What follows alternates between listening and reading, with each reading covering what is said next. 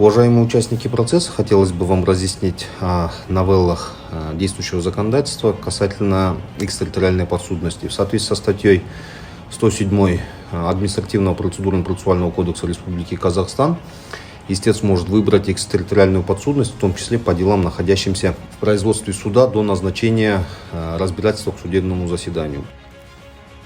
Сегодня у нас производится предварительное слушание. На стадии предварительного слушания возможно передать дело по экстерриториальной подсудности, если поступит заявление истца.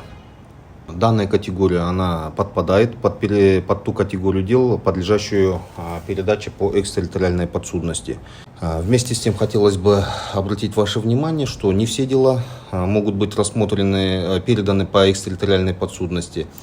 Это в частности касается исключительной подсудности, которые могут быть рассматриваться только в специализированном межрайонном административном суде столицы, подсудные военным судам, а также Верховному суду. А также в тех случаях, когда административные акты были вынесены за пределами Республики Казахстан и в электронной форме, поскольку оспариваемое постановление вынесено на бумажном носителе в бумажном формате, поэтому данное дело может быть передано по экстерриториальной подсудности.